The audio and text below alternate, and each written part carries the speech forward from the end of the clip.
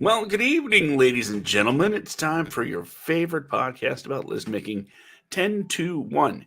And I am one of your hosts, Josh, joined with me, as always, by the other host, Jen. I'm the hostess with the mostest. Just I mean, it seems like this is the right place to say that since we are doing our movies from the Afterlife series here. I don't think we can get away without a Beetlejuice reference. Yeah, I think you're absolutely correct. Hey, want a sag nut? I must say that this particular list is one of my I think this is one of my favorite lists that we have put together.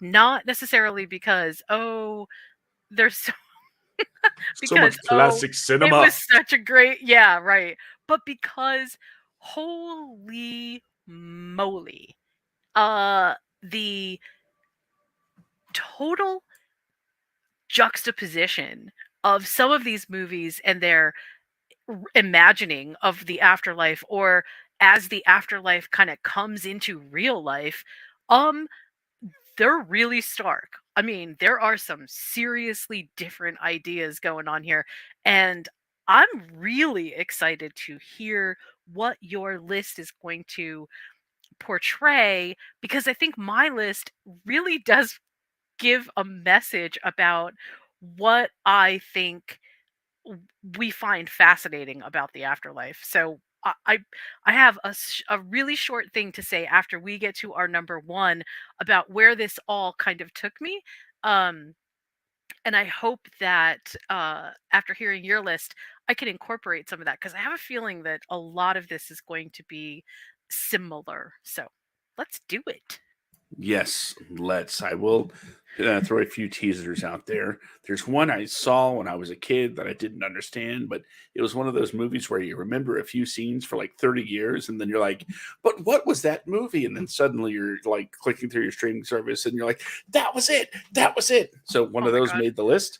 And there was another movie on here that I saw at a very young age that wrecked me mentally and psychologically Oh. for life. So that's that's the journey that I'm going to be going on, at least, you know, on the surface, on the surface. But seeing as I brought up this topic, I will say, ladies first. What All is your right. number 10? Okay, my number 10 is one of those movies that I feel like if you watch it as a kid, it does leave you bereft, sad, and maybe a little bit hopeful too. I don't know. I can say that this is the only movie that I ever saw with a singing crocodile, singing alligator, that actually made me super excited to hear. I really loved it. It's All Dogs Go to Heaven. Um, I think All Dogs Go to Heaven and the idea of heaven itself for dogs, and only dogs, just having a dog's heaven, appealed to me so much, that it's hard to even describe. I don't think that when I first saw this that I really understood how much it would impact me later in life. But, being a pet owner, many pets later, I still heavily rely on this movie to sort of bring me a bit of a comfort when it comes to sort of understanding loss and stuff. But the reason that I chose this movie as a hey, here's something that really looks at the afterlife quite a bit differently is number one, obviously, it's all dogs, but two, it's in the title, right? All Dogs Go to Heaven is one of those really awesome ideas that's like, okay, there are no bad dogs. And personally, I really love that. And secondly, I absolutely loved the connection that finding redemption in your world has everything to do with what you do as a person in the here and the now. And so, Charlie has to find his own redemption. Um, There's so many good pieces to this that just sort of make it the right movie to start off with. It's not a perfect depiction, but it definitely is a really good introduction to how we think about heaven, hell, purgatory, and all the things in between. I really love this movie a lot.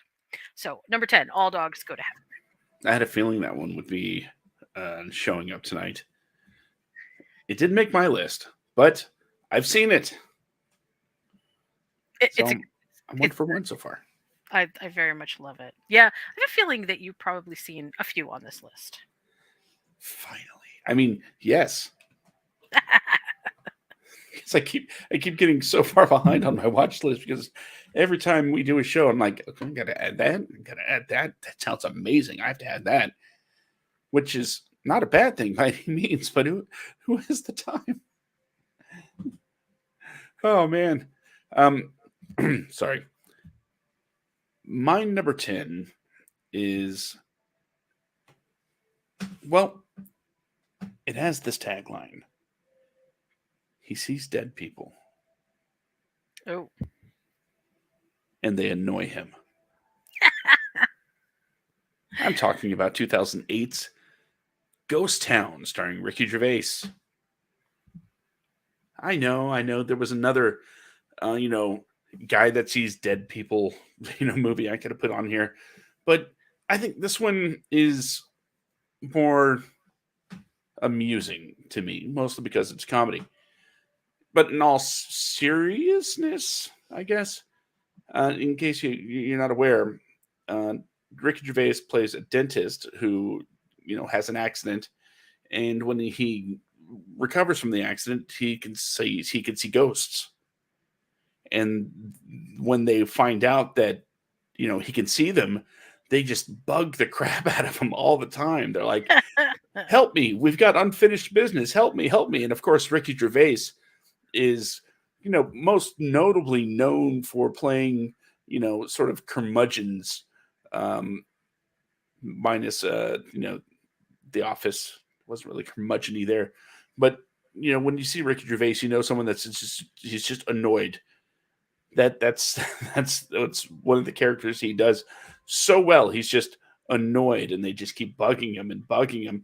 And one guy in particular is like, "You got to stop my wife from moving on and being with somebody else."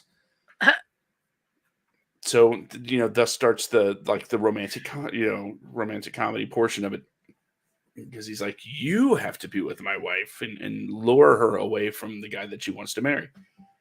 it's so And funny because this movie I feel like does the opposite of like what most movies do with is, hey, ghosts have unfinished business. And instead it's kind of like it's not just that the ghosts have unfinished business, it's that the living have business to move on with and ghosts don't want to let go. So it's sort of like the opposite of you can't let go of the dead, and instead it's the dead can't let go of the living. yes, that's exactly why it made my list. Not because, it's just a movie about this guy who begrudgingly helps ghosts in a comedic manner, but he, they all realize it's not about the ghosts. It's about the people that are left behind and the memories and the fact that they don't want to let go. Um, so it turns out he's not supposed to help the ghosts let go. He's supposed to help the living let go so the ghosts can move on. And I thought that was, sort of a profound statement, especially for a Ricky Gervais led romantic comedy, um, with a fantasy supernatural twist.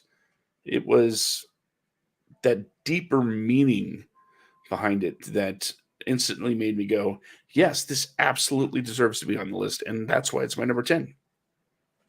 Cool. Very good choice. That did not make my list, but that is I do agree that that's actually a really good it's very good because like I said, it's such an interesting upside down idea, so very good choice.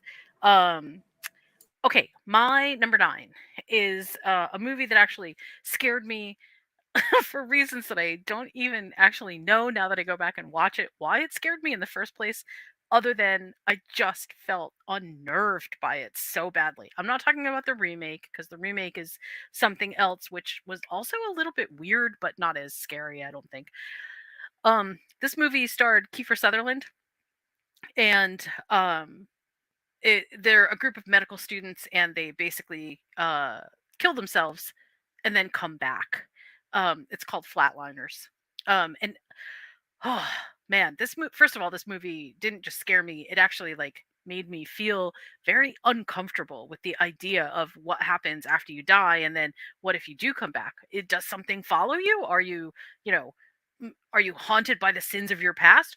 Uh, I mean, it took me a long time and a lot of story deconstruction to understand that what they were saying was, hey, unresolved, unfinished business, unresolved issues in your life can haunt you into into whatever happens next, I should say. And just coming back from being dead is sort of like the indication that you might get that, oh, hey, you got some unfinished business here. What's happening? What is it that haunts you as a person that maybe you don't even realize is haunting you, that is going to prevent you from having peace and bliss after you die? I mean, it really took me a long time to understand what Flatliners was trying to say, because on its face, it doesn't seem like that's what's going on. But the depiction of dying and then coming back is truly frightening. I mean, it's a scary thing. And the thing that I found the most scary about the Flatliners idea was this sort of uncomfortable liaison with the afterlife and the world of the living after you've entered the world of the dead. um like there is something which can attach itself to you. Whether you realize it or not, the memories of what you've done basically act as like echoes in your own life. So you may not see them, but they're there. And it was a really, really unsettling idea. The movie itself it's, I don't want to give it like, too many, oh my gosh, this was like the best movie in the world. But in terms of how the afterlife is portrayed, I love the metaphors and the overarching um ideas that get put into place here. Thematically, Flatliners really sort of goes someplace that a lot of movies don't go. So I chose Flatliners as my number 9. I love Kiefer Sutherland. He's absolutely amazing. But I'm going to save anything more that I would say about Flatliners for another movie coming up, because I feel like it sort of has similar themes. So number 9, Flatliners for me. That is absolutely an excellent choice because I've seen it, and I did originally see it as a very young person, and the dare I say the imagery was haunting. Yes, yes. Also, Flatliners has a very specific type of dialogue, which again I didn't process when I watched it originally, but then as I later deconstructed the story, I realized that their choice of dialogue was not just specific, but also in a purposeful way. It was meant to evoke certain things, including our understanding of what is sort of real and what's not real, and how we process our past. So really interesting stuff happening with this movie. Yes, indeed. Excellent choice, Chen. Thanks. Well, my number 9 is it's nowhere near as profound. I will say this. In fact, I might get a few eye rolls out there in audience land because the main character he talks like this. Uh-oh. Yeah, Popeye's chicken is the shiznin. Talking about Little Nicky, of course. Oh god. So it's one of the first movies where you see a depiction of hell and you're like, hey, that ain't so bad. Because you see him shoving a pineapple up Hitler's keister, and you're like, you know what? Good on them. They know what they do there. But and Satan is retiring, and he has to decide who's going to, take over. He's got three sons. Adam Sandler plays Nicky, the uh, smallest one with a speech impediment that he had since he was hit in the face with a shovel by his brother. And again, it's one of those Adam Sandler romantic comedies where he's a quirky character, falls in love with a girl, and he also has to fight his demon brothers to become the ruler of hell at some point. Is it a great movie? Well, I mean, it's not. I mean, it's not Citizen Kane, but it's one of those things that if you're an Adam Sandler fan, you know the movie and you like it. If you're not an Adam Sandler fan, it's like probably going through what Hitler's going through in hell. It's a very one to one comparison, I think. But I included it on the list because it's a movie that, like I said, it sends you to hell and kind of makes it seem pretty cool. Unlike a lot of other places that make it seem so bad. You know what? Hmm? If I get to hang out with Nikki, and listen to metal all day, I'll be okay with that. But yeah, Little Nicky, my number 9. Nice. Some of what happens in that movie reminds me of a couple of scenes from the TV show that ran for a couple seasons called Preacher. And Preacher has some really interesting ideas about what happens in the afterlife, or it's not even the afterlife. It's like what's happening now, but you're just not dead, so you can't see it. It's super cool. Or Lucifer. Lucifer was great with their depictions of what goes on. Yes, yes. It's really, really good. But since we're talking about the Right. the since we're talking about the movies and not TV, we'll save that for another day. Hmm. Um, okay. So my number 8 and this is going to be kind of a soft review on this because the movie is I'll just say what the movie is. The movie is called We Go On.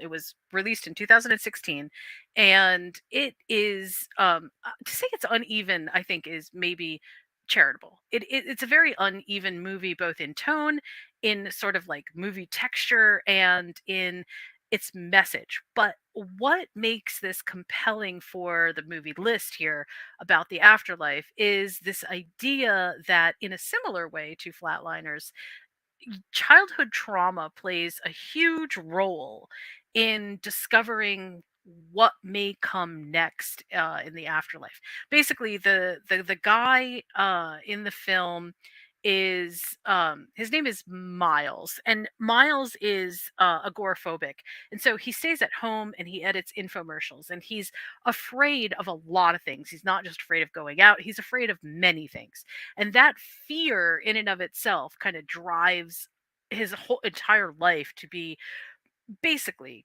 he's a prisoner of himself. And he offers this reward of $30,000 to anyone who can give him proof of the afterlife. And so, he gets a ton of tips, he gets, tons and tons of information, and he narrows it down to just these few. And, his first kind of jaunt out doesn't seem like it really proves anything. Yeah, everybody is still super skeptical about it all. But in the end, one of the, I think, most important things that you discover is that the idea of what happens in the afterlife has everything to do with what happens in the here and the now. And so, again, using a sort of similar, but not quite as great as some of my other movies on the list to come will show, there is this huge correlation between the afterlife scenes, which are chaotic and crazy in this movie, screaming corpses, and just like a lot of really horror movie tropes, but they're manifest by what's happening to him now. And the correlation really is that what's happening to him in the present and his fear of everything will drive what happens to him after he dies. And some of these things, without getting too meta into stuff, some of these things clearly don't have, I don't think, any kind of like, oh yeah, this is a really good theory of the afterlife or anything. But as presented in this movie, it goes a long way to sort of put that correlation between the world that we exist in now is absolutely the world that we will exist in when we die. And I don't mean like, we're going to experience the things we're experiencing now, but on a granular level, what you do today is important. And I like that because without even realizing it, it kind of feels a little bit um, Eastern in its philosophy. You have to do good things now because what happens to you afterwards, in terms of kind of a karmic cycle. I mean, I'm using these terms very loosely, so don't, please don't eh, take what I'm saying as being, oh yeah, that's the definition of being of having a karmic influence. But it's that sphere of influence, and this movie does that really well. But the movie itself is not, like, I wouldn't just go around suggesting this movie for people to watch because it hits notes that I think are a little bit dark in nature and unnecessarily so. What about all the people that are actually doing the good things? Why are we not seeing that version of stuff? And some of this I feel like is also a bit of a strange Western fascination that we have with equating what mental health with bad, with terrifying consequences.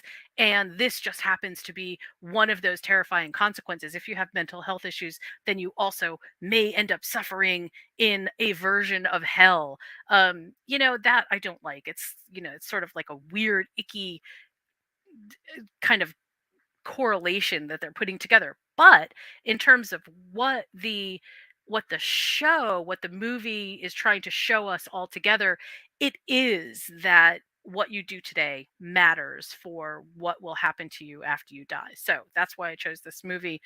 It's not like super scary, but it's scary enough that it's definitely firmly horror. So we go on 2016. Poor Miles. I felt so bad for him. Okay. I am not familiar with that one. It's not, you know what, I would not put this movie on your list to watch unless you are really running down movies about the afterlife, like, oh, I need to get a good glimpse of all kinds of ideas, because it's a good movie, but it's not a good movie, you know, that kind of thing.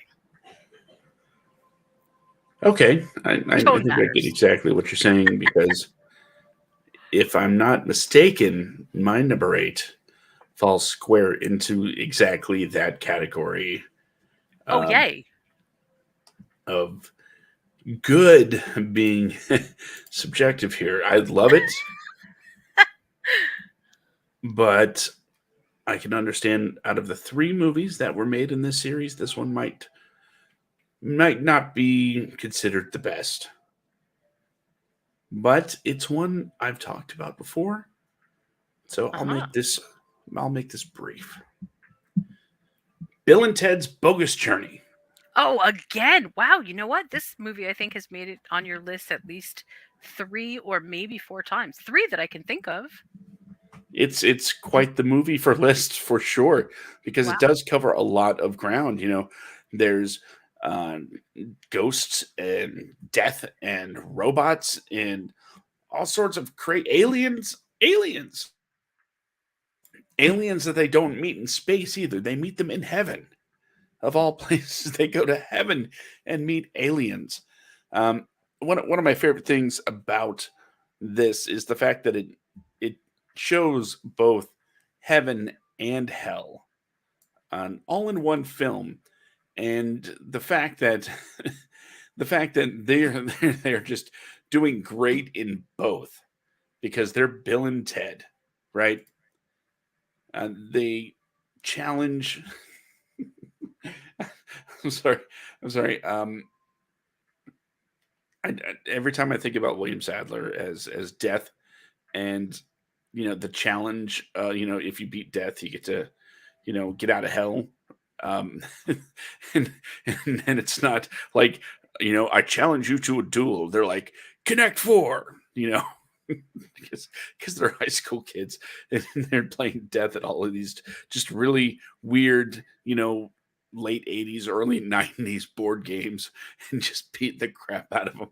Like, best two out of three, best three out of five. It's a lot of fun. But then they make it to heaven, and they're like, who can we find? Who are the smartest people in the universe? And turns out the smartest ones in the universe are not human, and they need them to build stuff. So, after all, they were killed by evil robot replicas of themselves. So it's like part Terminator, also, as these robots came from the future to kill them. And I'd love watching this. I said I was going to make it brief. I kind of just blew that, but the depiction of heaven and hell, and the the characters of Bill and Ted, and how they adapt to just instantly wherever they are, makes this an enjoyable watch, and that's why it's my number eight. Okay. Um, let's see here. My numbers. Are we on number seven? What are we on? We're on number seven. Okay. See, Um. Okay. My number seven. Okay. This is definitely one of those super niche kind of films that probably you haven't seen, but if you haven't, it is definitely worth watching. It's only 58 minutes long, so it like almost barely counts as a movie. Um, but it's absolutely glorious. It was released in 2020, I'm sorry, 2012. So it does not feel like it could possibly be over 10 years old, but there we are. It is called The Devil's Carnival. The Devil's Carnival is a musical, and it, first of all, it's absolutely beautiful.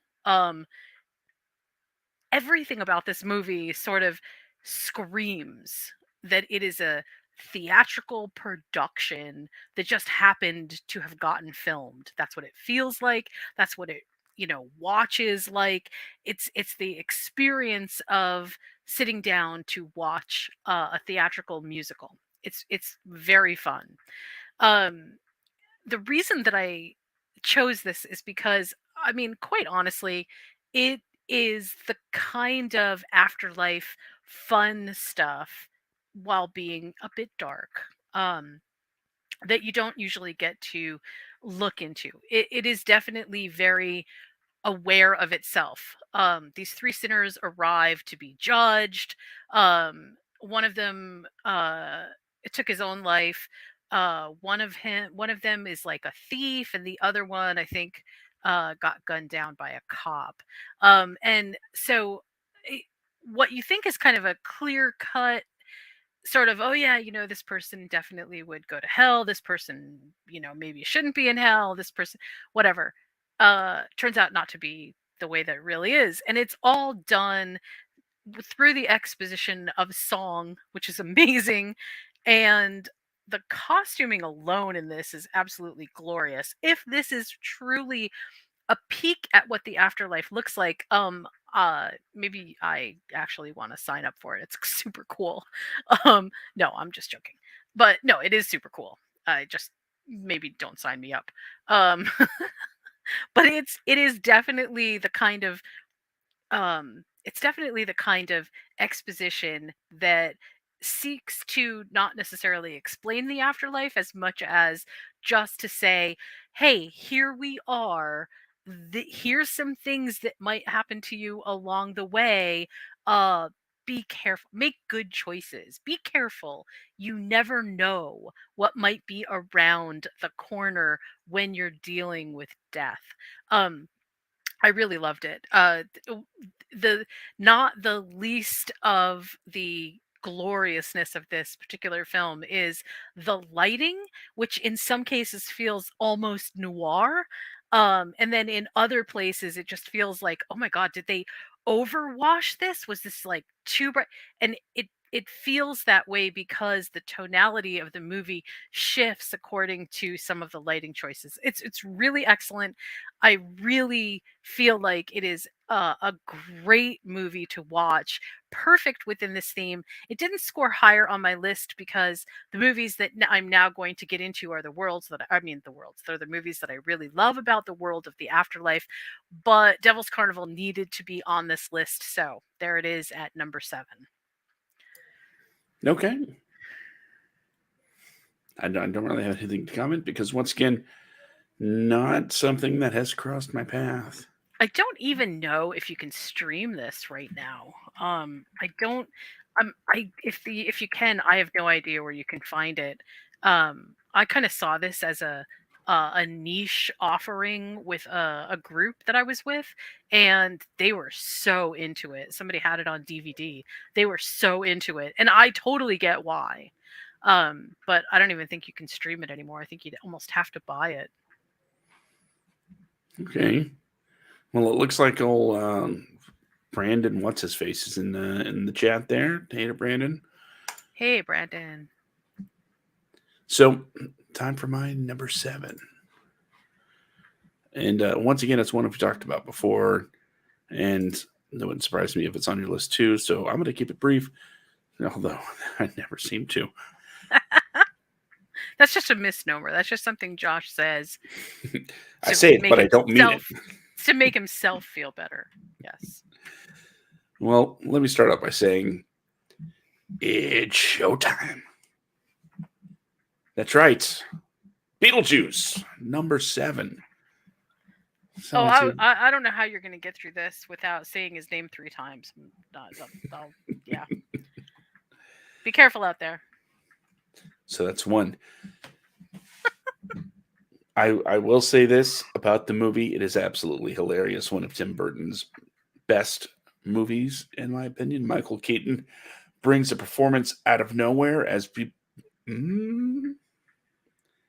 I almost said it. He does an absolutely amazing job. We see a young Winona Ryder, and just an all around great supporting cast.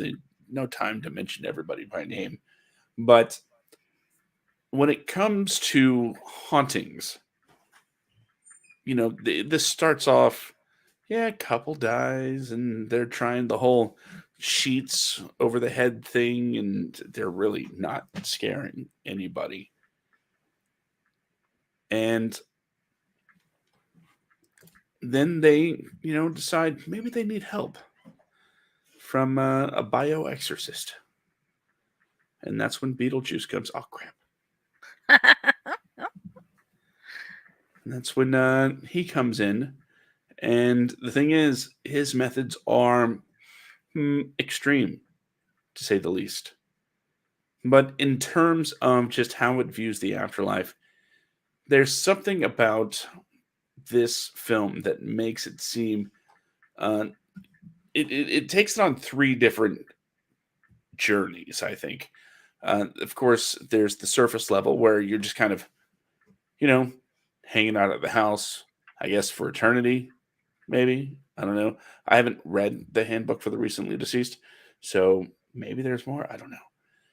But then there's the the next level, and it's sort of the same level, the desert with the worms. It's not great, not fun, and apparently you die again. that's that's awkward. And I imagine, if this is one of those movies that has so much potential lore that you could just go at it from so many different angles. I'm glad they chose this one, but I would love to see sort of what the expanded universe would look like, especially when it comes to the the lowest ring of hell, when it comes to the worst of all possible outcomes. and that is, of course, eternal bureaucracy. Oh, torture. But it's a fun romp that will leave you um, giggling for ages. And that is why this movie is my number seven. Very good choice. Beetlejuice is great. And I only said it twice now in the podcast, so I can not summon the bioexorcist. I feel pretty okay about it. I have to say that that's one of the movies that genuinely, no matter how many times I've seen it, it makes me happy to see it. Like no matter where I am, no matter what I'm doing, and also I have to give a huge shout out to Gina Davis in this because the Maitlands make this movie clearly. I mean, it's about them really, even though the title isn't, the Maitlands trip to the afterlife.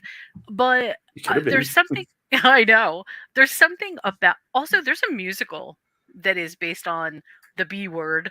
Um, which is really great. It's so fun. The music is very memorable. But there's something about the Maitlands that just sort of sells this entire movie because they are so different from the Dietzes, and so it sets up this conflict not just on the here's the afterlife. It's oh, wait a minute. It's the afterlife with those people. I totally love everything that they set up in this. Tim Burton was just such a genius on it. So good Hmm. choice, very good choice. Thank you. Okay, Thank you. my number six is another movie that probably not many people have seen, although I hope that they do because this one is awesome.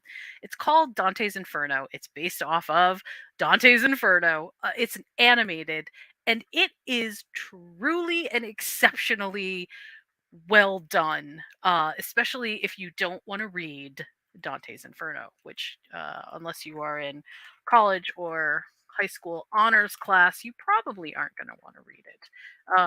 It's not exactly light, right? It's not really light reading. It's a very extended allegory, and it's very firmly set in a post medieval mind, but still very archaic. And I think the heart of Dante's Inferno mostly is set up, to sort of give us a peek into the true Catholicism and older Christianity ideas of what the deadly sins really are and how they affect you, and then which circle of hell you actually go to. Um, but, look, if you're not going to read Dante's Inferno, you can watch it.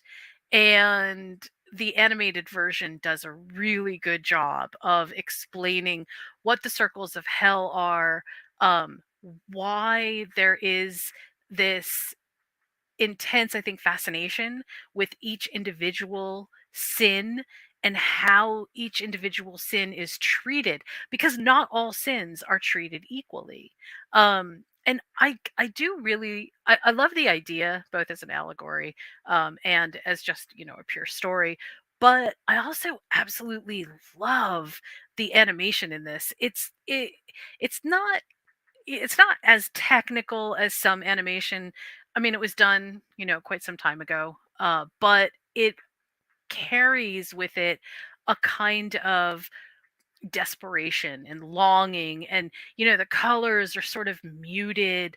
There aren't Where there are hard lines, it's really obvious that things are important, but then everything else feels kind of like it almost blends in, as if the afterlife really is up. This is not the place that you want to be. Well, not the afterlife, but hell. This isn't the place that you want to be. I really, really liked the both the idea, the adaptation, and the execution of this, because to tell Dante's Inferno as a story would be, I mean, it hurts my head to think of putting this into movie form, but somehow they were able to adapt a pretty decent screenplay and give us all of the high points in an animated form. So I can't speak highly enough about sort of what the endeavor was here and then how it was executed and carried out, it really is good. If you don't know Catholicism, if you're not, heavily into Christianity, it's kind of a good way to understand the fascination that Christian, especially older Christian sects, have with the original sins, with the deadly sins, well, not just the original sin, because that's actually different, but the deadly sins, and why they're so important to the overall function of the religion. And even if okay, so not that you're converting anyone to Catholicism or Christianity, but as part of the especially Western zeitgeist, this particular film really does a good job of explaining what it is that you see when you experience all of these different sins and why they are so important to the religion from the foundational base up. So this is the one that I chose for my number 6, Dante's Inferno. And honestly, I was going to look up to see when this movie was released. I can't remember. I know I saw it a while ago, but I think it wasn't like so long ago that it was like ancient. Um, but honestly, I can't remember exactly what year it was. It was the Divine Comedy was put out. Okay, there we go. 2010. So not terribly long ago. I mean, not so. Although 10 years again, this is another movie that does not feel like it's been 10 years since I've seen it, much less 13 years since I've seen it. I'm starting to feel the tick-tock of time faster and faster, which does not bode well. So I guess you got to pick a movie quick and say, this is it. This is the one. Yep. Yeah. Starting to run out of time to work on my own bucket list before the end comes. So, okay. All right. Well, on that note, we are at your number 6. Well, of course, I'm going to keep things lighthearted because, that's what I like to do. And I don't like to stare death in the face. Not at all. But we'll get to that reason why that is later. Right now, we're on my number 6. And is it number 6 already? Wow. Okay, my number 6, 1993. It's considered a bad movie. Don't care. It's called Heart and Souls. That is considered a bad movie. I saw it when I was 10 years old. And it's the movie that introduced me to a lot of things like Robert Downey Jr. And, well, Back to School is really technically where I saw him first. But, he was a minor character in that. This was my first, like, hey, I'm going to wind up knowing who he is later kind of thing. And, like I said, Robert Downey Jr., Frankie Valli, because the song Walk Like a Man is prominent, throughout. And I enjoyed this movie as a kid, and it's one of those that kind of stuck with me.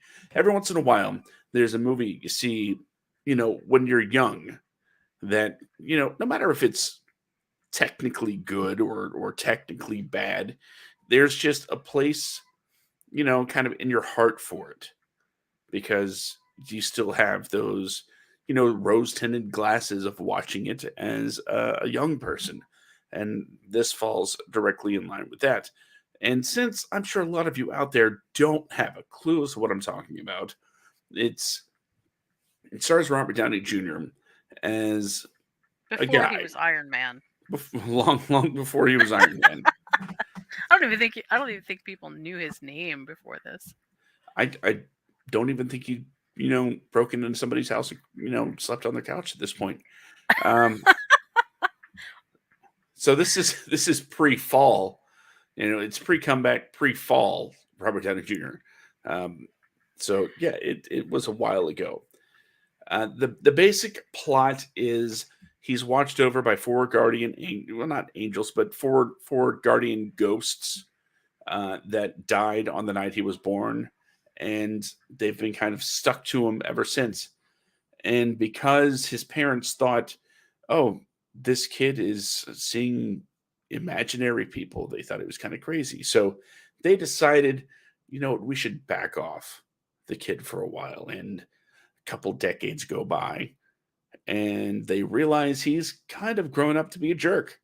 So they feel like they need to step in and sort of reassert themselves into his life to kind of guide him in the right direction. And at the same time, yes, this is one of those movies where ghosts have, you know, they need help with their unfinished business. And part of that, other than their individual little missions because they died unexpectedly in a trolley accident, is they need to make sure that he is also sort of on the right path for the rest of his life as well. So it's these four different ghosts, all, from different walks of life that all happen to be on the same trolley, and they each sort of provide a different voice for him to learn how to be a better person. And like I said, it's not considered great. And as an adult, you might watch this and say, "Huh, this is number 6, huh?" But I'm gonna stand by it because where it lacks in, you know, technical aspirations or execution, it makes up for in heart and souls. Nice. So that's why it is my number 6. I mean, it really was not a great movie, but that was actually a really good sales pitch for it. And I feel like even I would go and watch the movie if I had heard that sales pitch for it. So, Kind of wish they made that movie. yeah. Okay, my number 5, breaking into the top 5. Top 5. Okay, this movie, oh man, I really wanted to put this movie higher on my list, but the ones that are above it are just so good that I just couldn't. And I know that most people have not seen this movie, but I am going to try to pitch this the best possible way that I can, with the caveat that this is a serious horror movie. Um, and also along the lines of it being a serious horror movie, it's also Japanese. So obviously you have to be in a certain mindset. You definitely have to read the subtitles. I don't even know if there's a dubbed copy of this available, but the subtitles for this are amazing and really good. The premise of this movie is really similar to what we have with some of the other movies on my list, where what you do right now affects what will happen to you after in the afterlife, right? And the name of this movie is called Jugoku, and I'm gonna spell it for you just so that you know. It's Jigoku. Okay. Now, the movie itself is, yeah, it's to say shocking is like, I feel like that is just so overused, and it's a well-trodden word, and we probably shouldn't even use that when it comes to horror movies. It was released in 1960, when I feel like maybe that word would have been more it would have been an easier sale to use that word. But I'm going to just say this movie has some of the most difficult to watch horror scenes at the end. So the final act of this movie has really rough imagery. And it's amazing because basically it's the sins of the past coming back to haunt the person who is both feeling remorse and guilt, but also didn't do what they were supposed to do. The the center of this movie is around a character who is a theology student of all things, right? And they flee the scene of a hit and run. And what happens afterwards is this incredible doppelganger shows up and keeps basically pushing him into these really horrific places, these horrific I guess places is maybe the best word I can think of, because I don't want to give too much away. But at the end of this movie is when we see sort of the absolute crowning achievement of the film, which is the depiction of hell. And to say that it's horrific is like that's putting it lightly. It is absolute pandemonium, and the kind of practical effects that are used here for gore and for um real body horror is crazy effective. It's just such an excellently well done movie in terms of, hey, here's the horror genre, here's all of the possible paths that you can take after you've done something truly horrific. Now, I'm going to say that a lot of this movie is definitely centered around a much more Eastern approach to karma. And so it may feel a little out of step in terms of, well, how do we feel in the West about our own sense of guilt when things happen, and what direct effect that might have on who or what we are in the future. But this movie doesn't really hold back in saying, no, no, no, no, no. If you do something and it is horrific enough that it, like accrues enough terrible karma, it is pretty easy for you to be affected by that, because you're basically on a one-way trip to hell. And hell is, I'm using that just because that's the only other word that I have, but a terrible place. Um, Again, the production values in this, it's 1960, remember, so it's not the same kind of production values that we have today, but it holds its own. I actually went back and watched this just for this podcast, and I was still blown away by it. It's just really, really good. Very compelling story, really excellent use of practical effects, and such a trip to the perceived afterlife, that is definitely leading in that, you know, really horrible experience if you don't do the right thing. So, uh, this Jugoku gets my number 5 pick. That sounds very interesting. It is super interesting. I would not suggest that you watch it because I don't think you like that kind of horror. I don't think that's up your alley. I will trust your opinion. Yeah, I feel like American cinema in the 1960s was saying, "Oh, Rosemary's Baby is so scary." People were leaving the theater and stuff, and I feel like, wow, where were you guys in 1960 when this movie came out? Clearly, we were not getting foreign films represented in the US, because not only would people have left the theater, I think people would have burned the theater down if they saw it. Yeah, it's certain American sensibilities are like really low key, uh,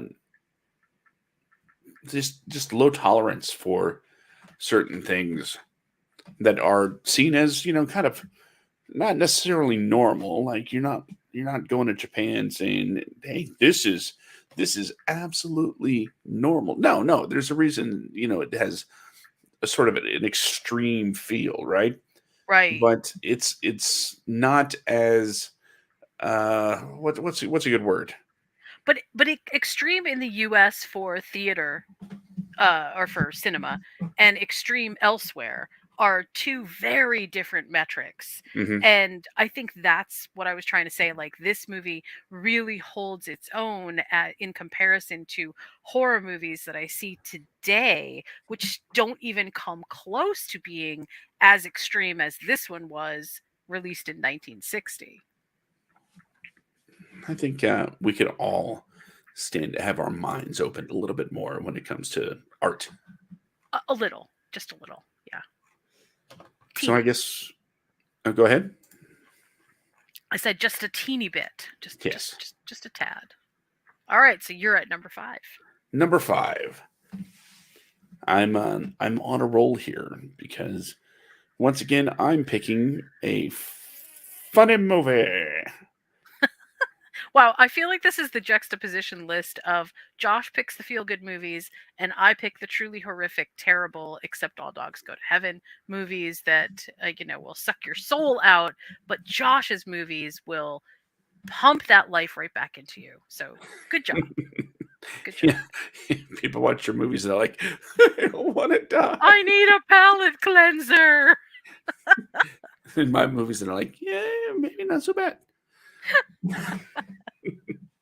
because my My number five is 1991's Defending Your Life. Oh, that was a great movie. Yes, I did really like that movie. it's one of my favorite Albert Brooks movies, bar none. Period. And the fact that he got Meryl Streep to be in it, and yeah, it's early '90s, but still, it was still Meryl Streep, right? I'll never So forget when she sees that she's Alexander the Great. That just, I yes, mean, that was just like the crown on top of everything. when they visit the Pavilion of Past Lives. That was so good. Now, for those of you unaware of what Defending Your Life is, and it's very possible because it's one of those movies that kind of it sort of got lost a little bit over the years because these mid-tier, and I say mid-tier budget-wise, right? Movies from the early '90s and mid '90s, things like that, they tend to get lost. They're not seen as sort of classics in a lot of sense, unless they were huge. And this was by no means a huge movie. It was very well regarded, but it wasn't a tent pole. It wasn't something that studios were pushing for. We should really try to get this um, into some sort of Oscar contention. It didn't have that immortality status fittingly because it's about death. Anyway, but for those of you unaware, it's about this guy. He dies and he goes to Judgment City. It's where you go when you die. And guess what they do there? You're judged, but not in a, okay, you have arrived. We will now pass sentencing. No, you're there for like a week and you have a chance to hang out in the city. Your accommodations are sort of directly linked to your life in the sense that the more you accomplish, the more you help, the more, not necessarily the better person you are, but um, the more fulfilled of a person you are. The nicer your digs while you're awaiting your determination, awaiting your judgment. And while he's there, of course, he meets a lady and falls in love. And one of his biggest issues is being afraid to basically say how he feels about things. He's just filled with fear. And as they put it, he just does not demonstrate bravery. She, on the other hand, has like this great life where she's like helping people and doing all this great stuff. So, when she gets there, her pad is like great. It's like top of the line luxury. And he's just kind of in a closet because he never really took a chance with his life. He just sort of played it safe, played it very low key his entire life, and then it was gone. So the real story revolves around their blooming relationship, but also knowing that chances are they're going to be going to two different places. The thing is, in this world, if you aren't quite ready to move on to a higher plane of existence, you get sent back to do it again. And hopefully this time you learn your lesson. But if you're deemed worthy, you get on. it's like going to Disney World in the '90s. You get on the tram, you know, and that's one of the things I remember seeing when I was a kid. Like this afterlife thing with like these trams that you get on. But it's full of funny moments, and like you were just talking about, looking at their past lives. He sees that he's like this tribesman, running in the jungle, and he's like, what? It was that is the moment, the absolute moment that was etched into my memory as a kid that I spent years trying to figure out what the movie was. He But always dies in some stupid way because either he was reckless or just not paying attention or Like it really feels like he was such a muddled person. You Mhm. really get that feeling. Yeah, yeah, and the where was I? Right, Albert Brooks. Written by Albert Brooks, so the comedy's kind of sharp, but also doesn't make itself seem like it's smarter than you, Right. and it's a very well layered film from top to bottom, and as far as how it makes me feel about you know the afterlife as is the subject. Uh, there are definitely worse depictions. Hanging out in a city, being told, "Okay, yeah, you did well. Move on," or "Sorry, buddy, you're gonna have to try again." I, again, not bad outcomes in my opinion, and I could get on board that tram any day of the week. So, defending your life, hilarious. Albert Brooks, it's my number five.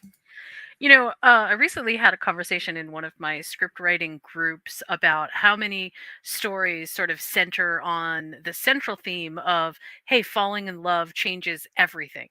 It's very interesting because as a romance writer, obviously that's sort of a big thematic point that I'm always looking to expand on.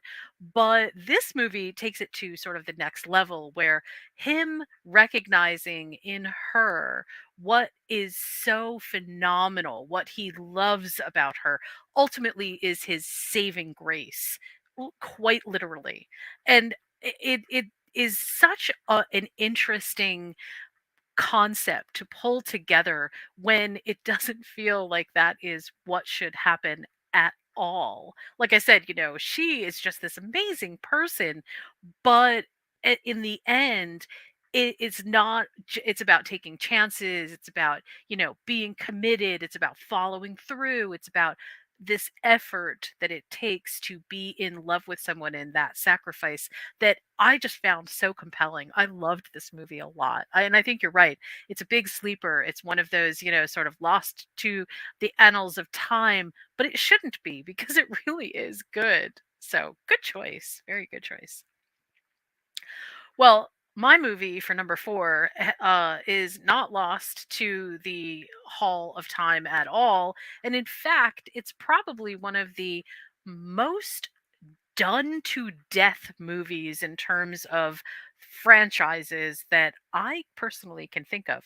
But that does not mean that the original is not absolutely splendid. I love this movie. I can watch it any day of the week. It always makes me feel something. And also, again, practical effects in this movie, damn, they were so good. In 1987, this lovely little film called Hellraiser came out, and it created this world of Cenobites and I guess, in some ways, this is sort of turning the afterlife upside down because the Cenobites are interdimensional travelers, right? But they 100% represent what we believe to be a hellish landscape to be. And they really exist in a place that can only happen after you die. I mean, they take your soul.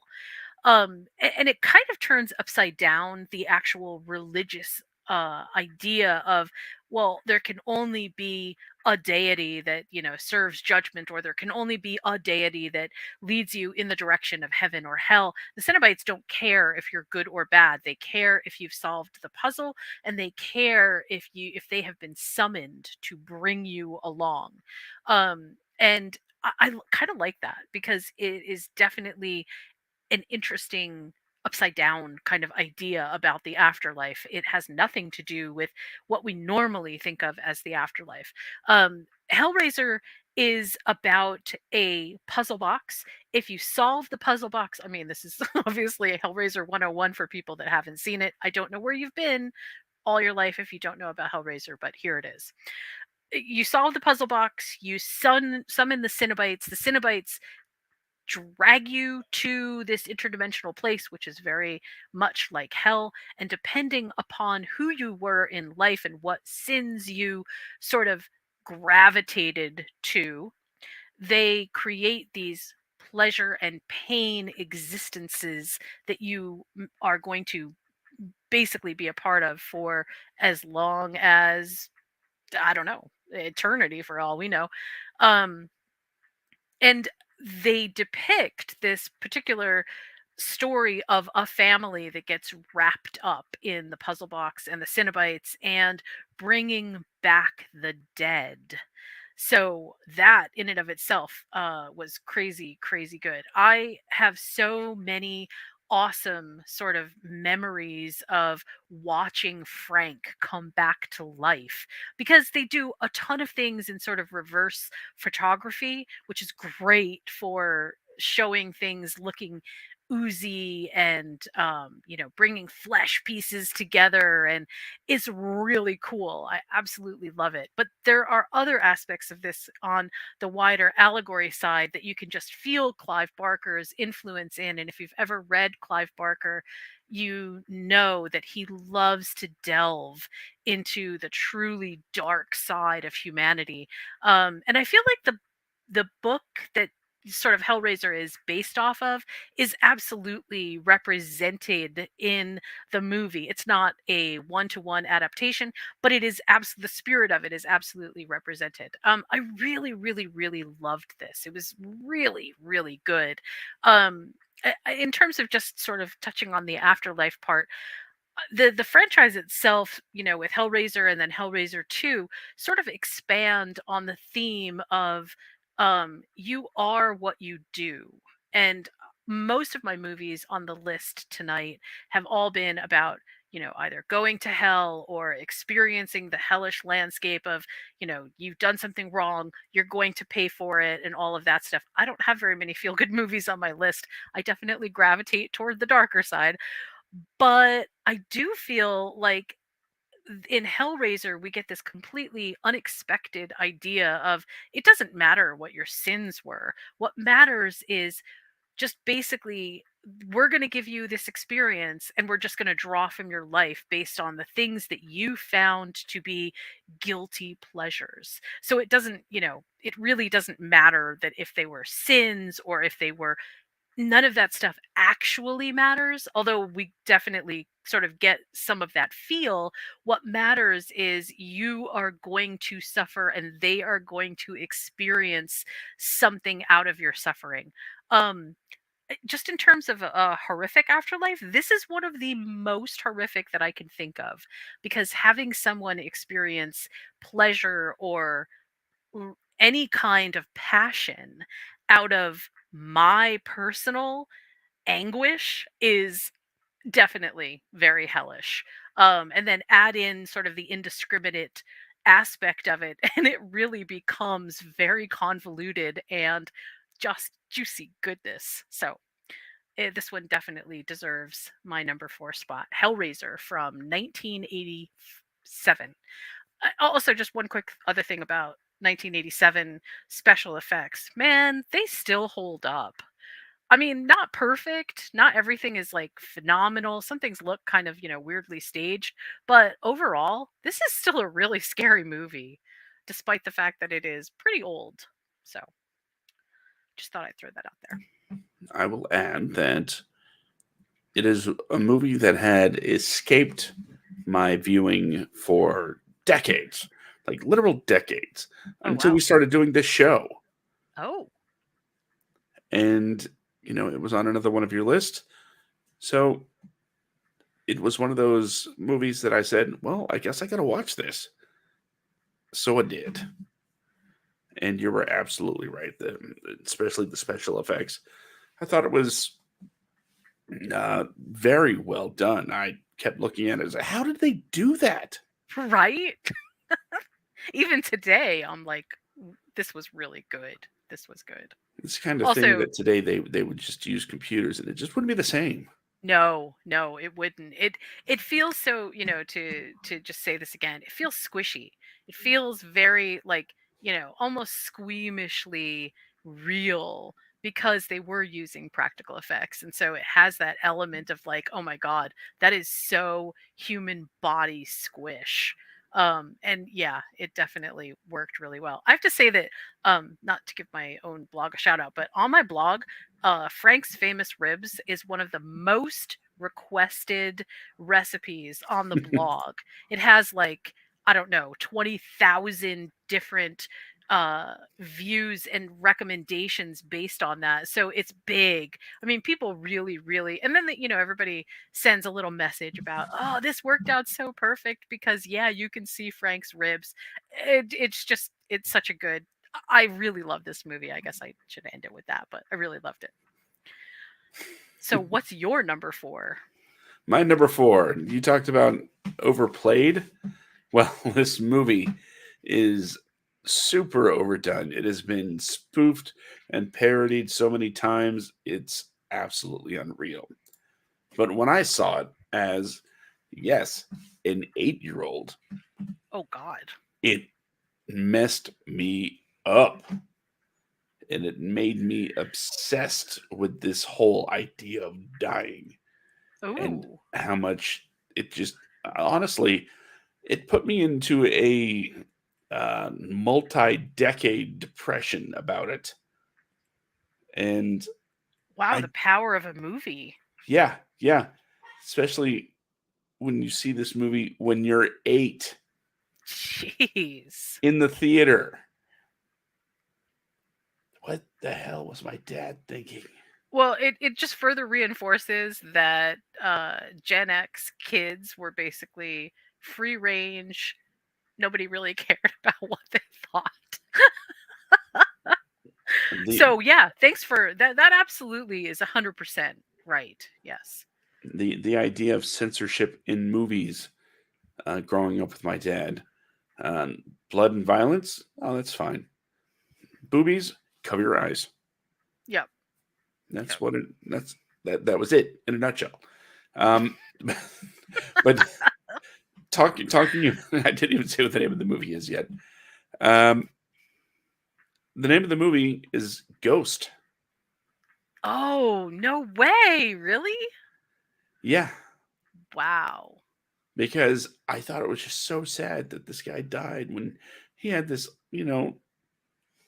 person that loved him so much, and then that would be so sad that he would die. And the imagery, especially at the end with walking into the light, seeing those shadows holding hands, Right. it's like, oh my god, this is going to destroy me for a long, long time.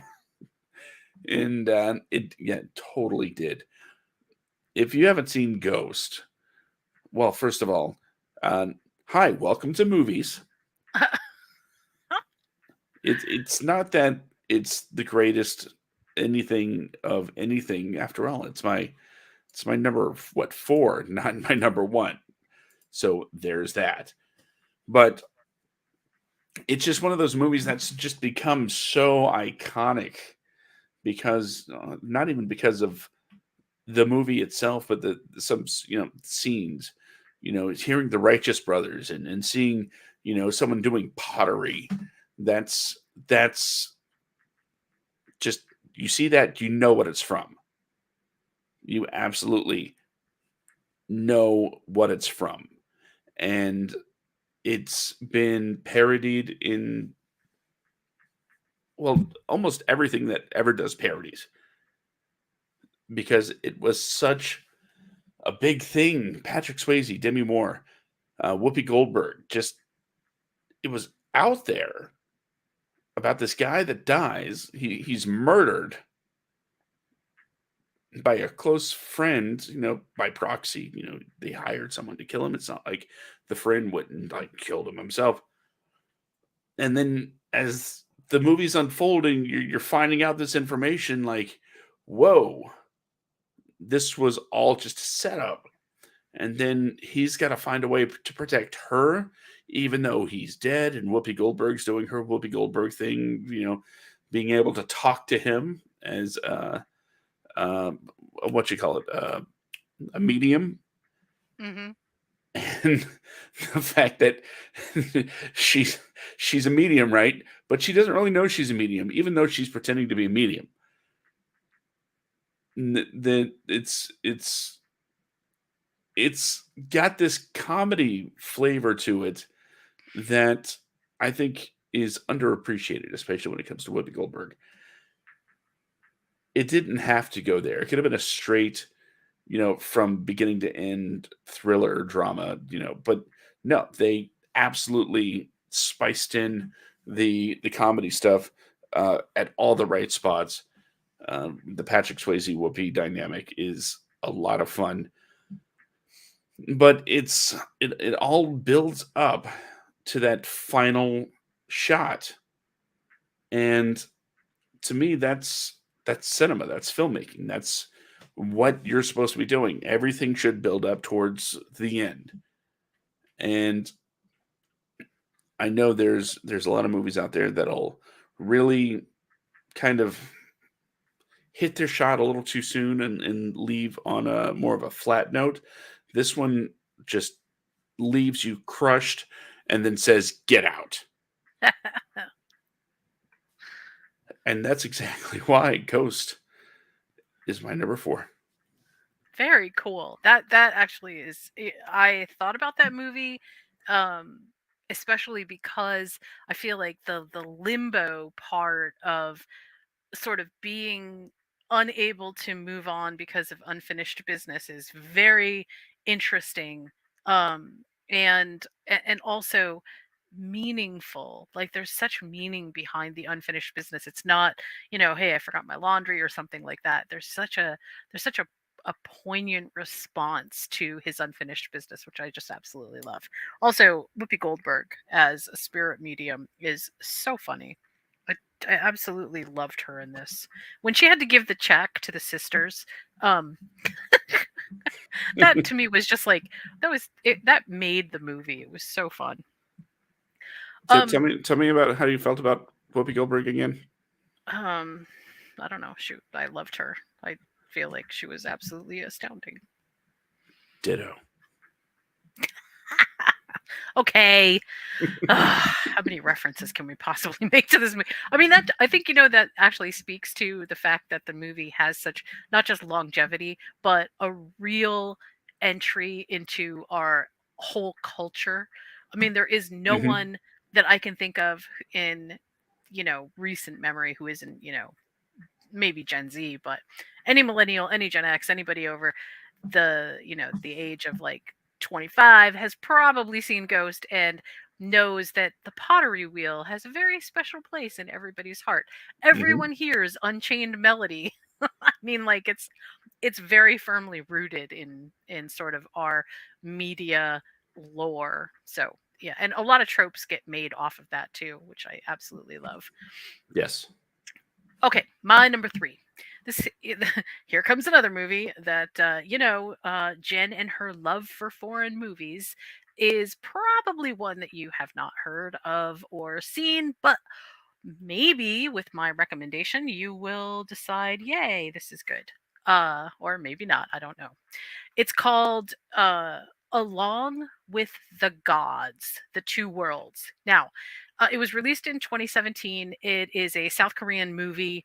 It definitely has all of the Korean horror aspects to it. And if you are a fan of horror movies that come out of Korea, like I am, you know that there is a very sort of special thing, a zest that happens with these movies that does not happen with other horror movies from almost any place else on the planet. And it's very hard to kind of explain, but it exists. And some of it has to do with a layering of nuance. And this movie really has a lot of layering and a lot of nuance.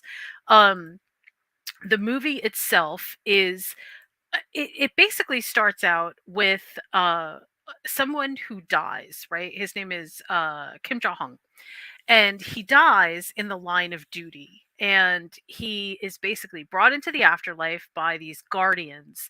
The guardians escort him through seven trials. Okay, now some of this is based on actual religious lore. Well, I should say religious lore, but yeah, it is kind of religious lore. And if he passes any one of these, then he can be reincarnated. Okay, so it's kind of like defending your life, but with very high stakes and no humor. He goes through the first court, which is the Hall of Murder. He's tried for a murder that he defends himself against and says, this wasn't my fault. And that, basically, if he hadn't done what he had done, that more people would have died. And so he gets acquitted for that. In the second court, which is the court of indolence, um he is accused of being selfish and sort of self-serving, and once again he is acquitted for that because he supported his family. In the third court, well, actually, I don't know if it was the third court, I can't remember, but the biggest court that I can remember in between is the Hall of Deceit.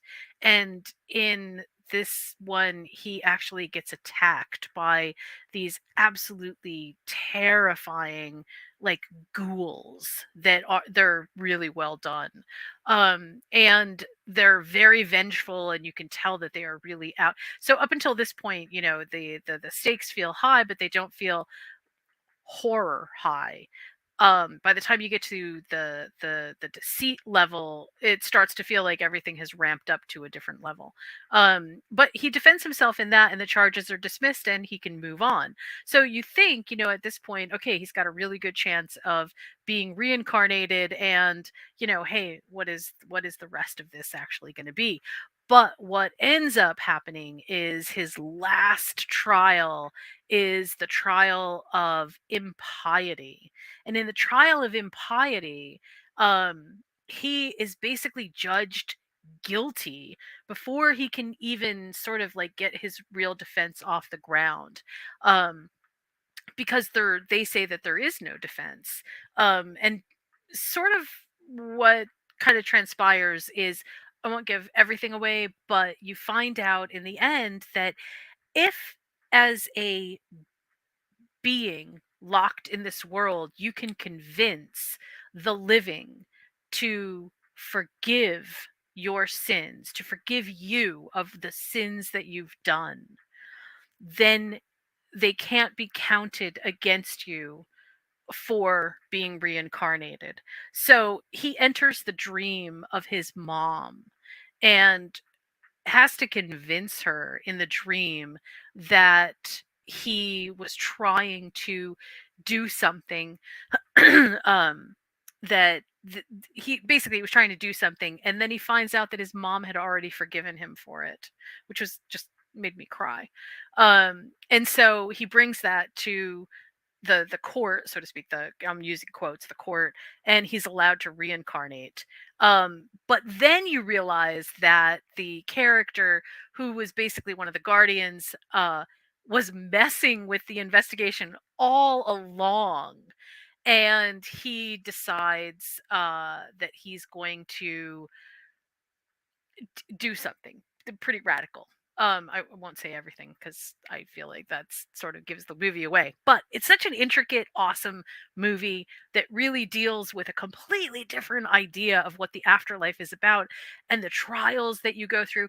I mean, everybody knows, or everybody probably knows, the ancient Egyptian way of kind of passing through the halls of Anubis, and you get weighed, and you're either found acceptable or not. And it has that kind of feel to it, but it has a lot more bureaucracy involved with it, where the layers of who you are and what you've done kind of all mingle together. So in a similar way to the Dante's Inferno idea, in a similar fashion to the Flatliners idea, all of these movies kind of all combine to make this particular idea kind of all come together. And it's about whether you're worthy to be reincarnated. So it's not those stakes are really high, because being reincarnated is not just a, oh hey, maybe you can come back as a rock or a, vegetable or something. You wouldn't come back as a rock, but you could come back as a vegetable or something. It's not like that. It's like, okay, are you actually worthy of being reincarnated? Here's the reasons that maybe you aren't. Or here's the reasons that maybe you are. And to pitch this sort of in the horror genre really made it so incredibly good. Like, there's really awesome ideas in here. So, Along with the Gods, The Two Worlds, 2017, South Korean film, highly recommended. Again, it's another one of those movies that you definitely have to read the subtitles.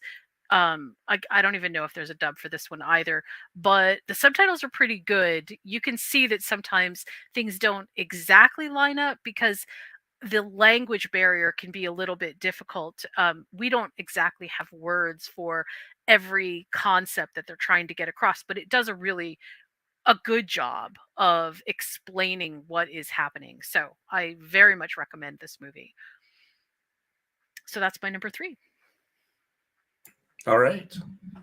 Again, not what I'm familiar with, but it sounds interesting. It's very interesting. I should also explain that, like, look, I live in Hawaii, so hear and see a lot of Asian influence movies here, not because they're just like, oh, hey, you live in Hawaii, so you get them. It's just that I hear about them more because people come from all of these different Eastern points to Hawaii. We have a much more Eastern influence here than we have in other places. So I get a sort of a wide spectrum of those movies that people recommend to me. So that's why this sort of made it to my list. Well, my number three is once again playing on the same theme that I've been running with all night. And if you've been paying attention, you know what that might be. Maybe Is not the it movie, but humor and fun? it is. And it also involves, someone that's got to do something to, move on. And I'm talking about, in this particular instance, 1985's The Heavenly Kid. Now, again, this is one of those movies that I saw as a kid, and I had lingering imagery in my mind. And it wasn't until, gosh, decades later where I saw it, and I'm like, I know that movie. I've seen that movie. And then I watched it, and I'm like, yeah, it's straight me right in this, right straight in the nostalgias, right? It's it goes a lot with the other films with a similar theme that I've been talking about tonight. But this one in particular is about uh, a young guy that dies in a car accident, and well, he was playing chicken. Remember Grease? That kind of thing, racing. Except instead of we're gonna race in the ditch, it was we're gonna race towards a cliff. Or maybe if you remember High School High, remember that movie, High School High? Hmm. So along those lines, I'm pretty sure if you remember High School High, or if you remember The Heavenly Kid, they'll probably, yeah, we're all in the same kind of camp here. And if you haven't heard of one, you probably hadn't heard the other. So the Heavenly Kid dies, comes back in the 80s. Well, I should say he goes to the afterlife and has to wait for an assignment to, move on to become whatever's next. And he finally gets his assignment in the 80s. And what you know it, it's to make this really nerdy kid cool.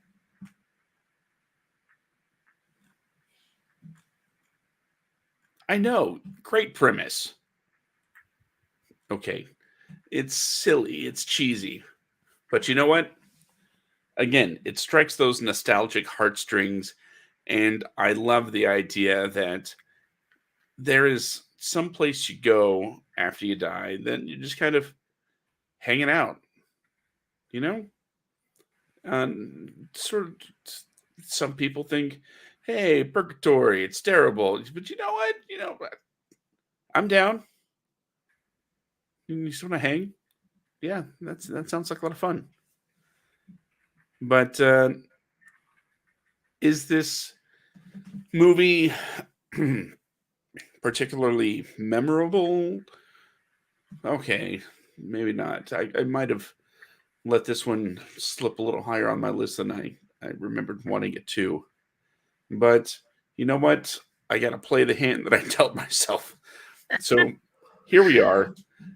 And yeah, it's about a dead, you know, teenager that has to help a living teenager become kind of a cool guy and, win the girl. And it involves an escalator to what they call uptown. And that's lasting imagery in my mind. And I guess that's why it's my number three. All right. Uh, yeah, good. That was yeah, that was. I don't. I guess I don't really have a lot to say about that movie, but good choice. Okay, my number two movie. Number two. Also, ironically or unironically, uh, two is the this is the second in the sequel. I chose a Final Destination. Talk about a series or a franchise that has been done and overdone and done and overdone. Final Destination never gets old to me.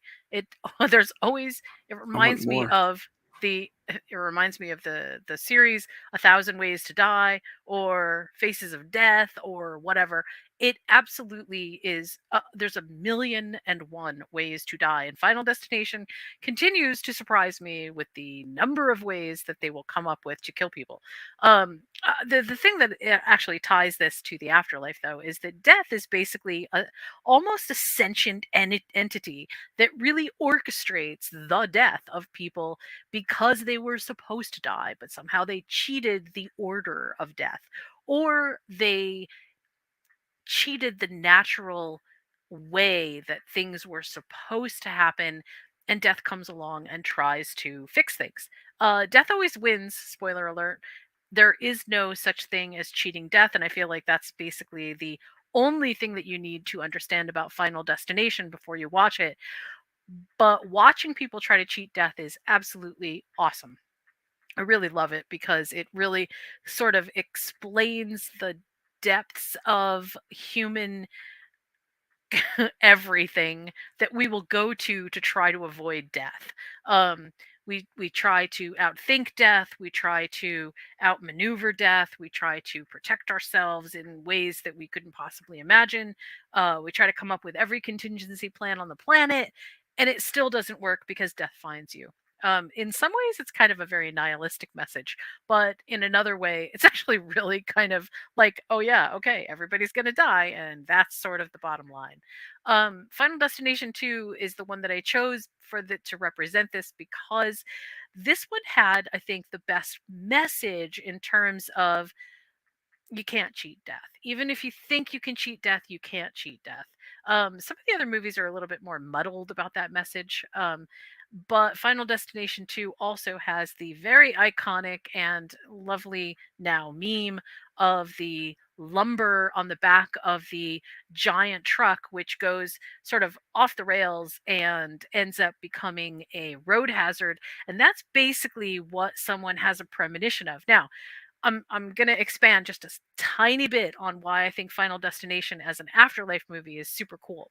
So what I understand from the Final Destination franchise, and this is not, there's no canon here, it's just what I understand of it, is that the idea of someone having a premonition to try to avoid death is actually not what's happening. The premonition before death is kind of like you need to accept this. Here's what's going to happen. You get to have a glimpse of what will happen so that you can come to peace about where you are right now because you're going to die.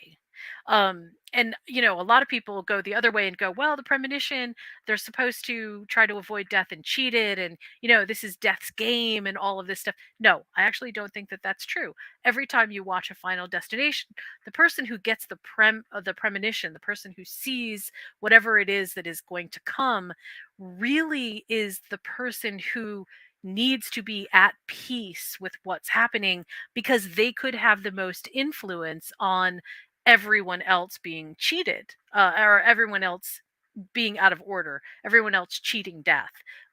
Like, they're the ones who can have the most influence. And so they get the premonition because they're the ones that need to be at peace with it. I super love this movie for all kinds of other reasons too. It's got snarky dialogue, it's got silly stuff that happens. The practical effects in this, as well as the CG effects, are really good.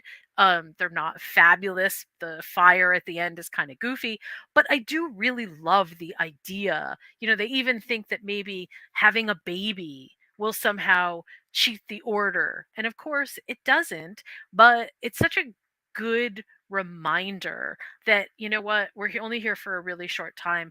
We have to make the best of it. And worrying about how we're going to die is probably not the best use of our time. So, Final Destination 2 gets my number 2 choice.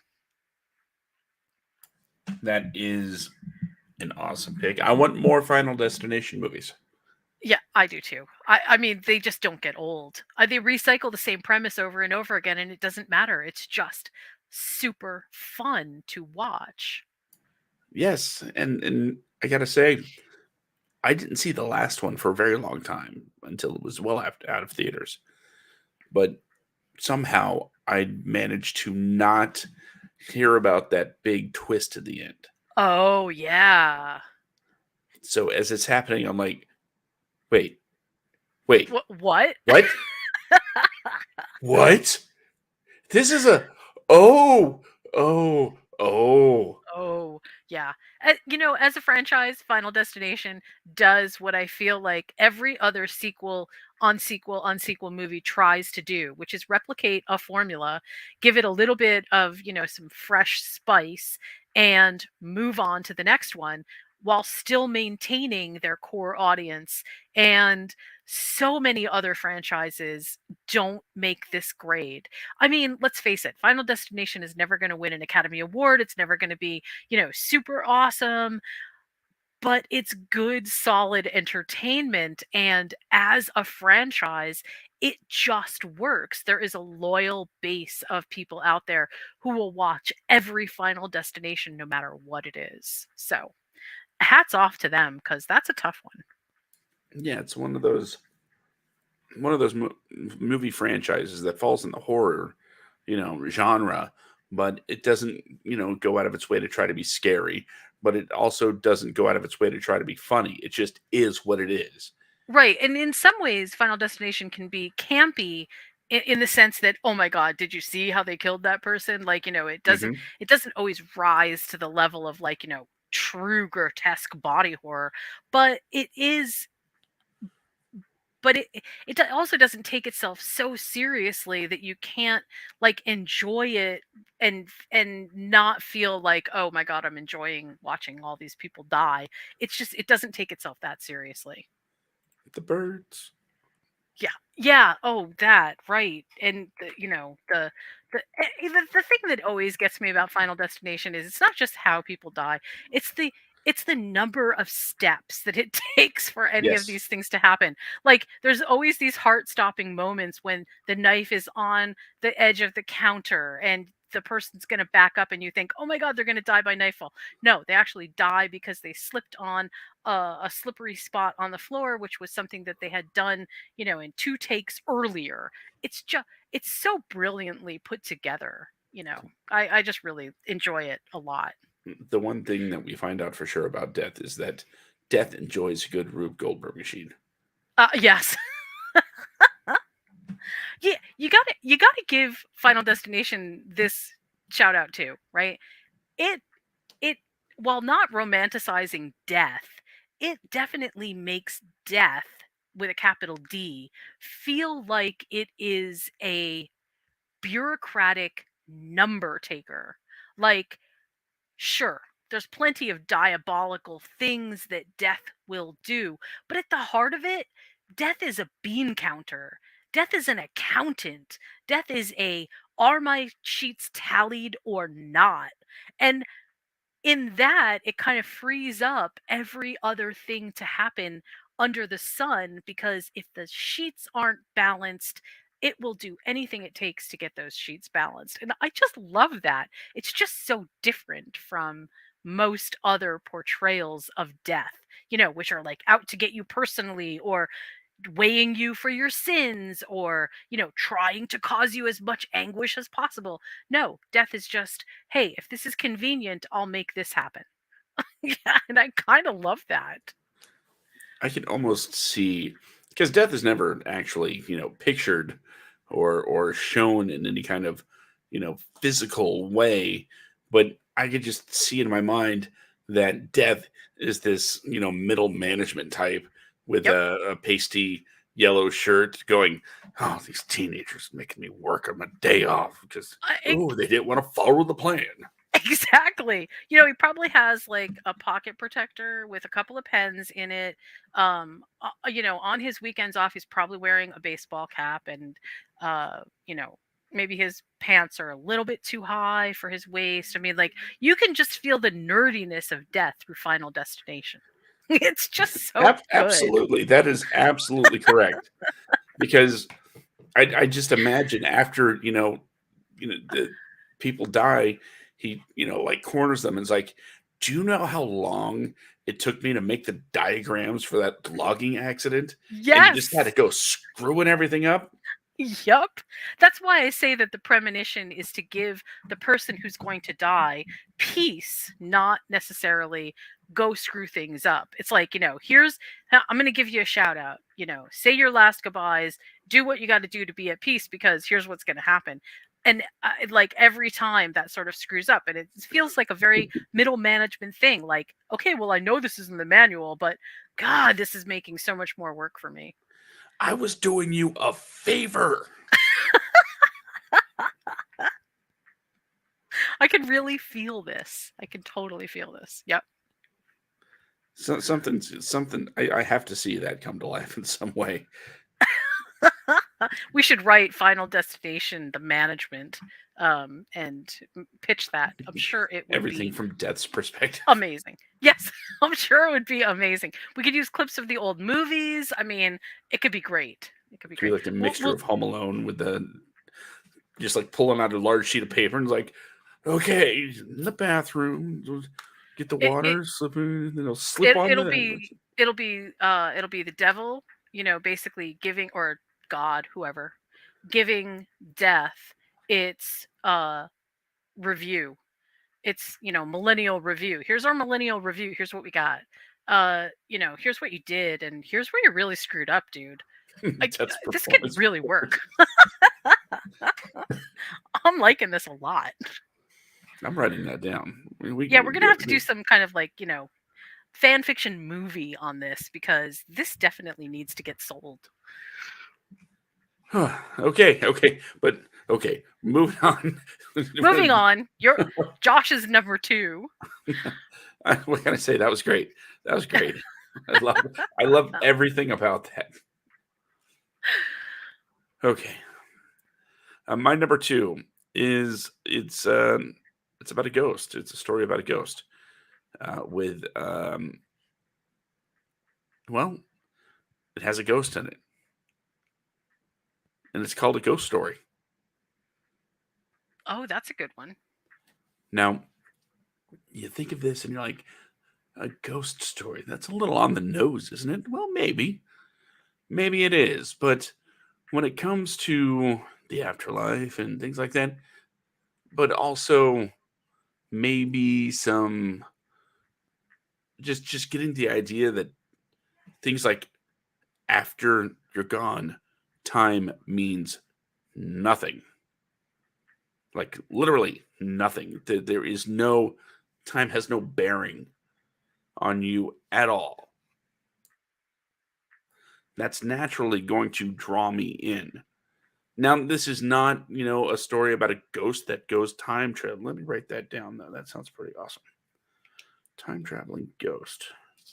Time traveling. Yes, this is how movies get made.